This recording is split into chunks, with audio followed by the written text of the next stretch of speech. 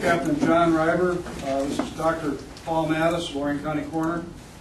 Sergeant Tony Sorowski, who's assisting us here today, and Sergeant Don Barker, who's the head of our Detective Bureau. We passed out the news release there, along with the picture of the victim, Darla Kustra.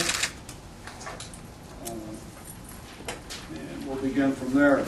As you know, on March 29th, 4 juveniles located afoot on an abandoned railroad trestle on State Route 57. We began an investigation to determine where this foot came from. We received the information from a local business that a person matched that description that we gave out after the foot was found on Monday, that person had not shown up for work on Friday. As a result of that, that was one of the individuals that we looked at for a possible match. As a result, DNA samples were taken from a relative, and those samples were tested along with the foot at the Cuyahoga County Coroner's Office, and we did receive confirmation identifying that remains as that of Darla Kustra from Lorain.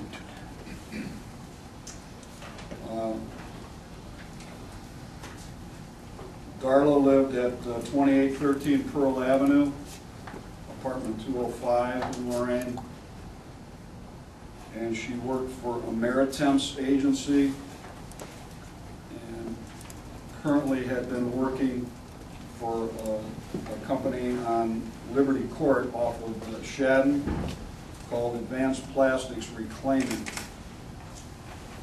She had been working there for approximately a week and walked to work from Pearl Avenue and East 28th Street down either 250 to 254 and 57 Grove Avenue to Shadden Avenue. So she would have been walking in that area. We received DNA from one of her daughters, and as you can see there in the press release, she as well as her other siblings have requested to remain anonymous.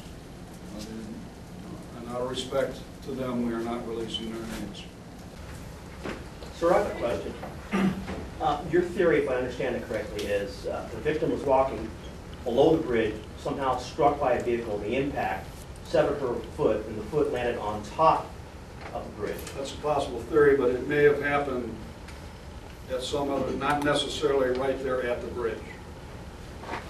It could have happened farther down Grove Avenue, or possibly even on Route 254.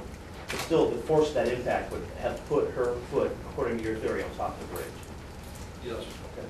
So you know, something propelled that foot up there. Okay. Be it a vehicle, or it would be conceivable that a person could have picked it up and thrown it also. But that would be another theory also. Captain, this is Kustra or Kustra, by the way? How do you pronunciation? Is it Kustra? Kustra.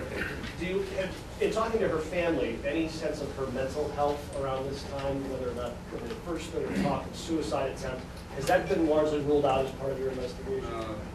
Yes. Where do you go from this point? You had deputies going through the area and having. Well, again, we're still working on the phone records. We're still we've gotten some video recordings from that area. We're trying to collect more, expand that area, possibly down. Again, she would have either had to have walked up to 254 or possibly down 28th Street to Grove Avenue.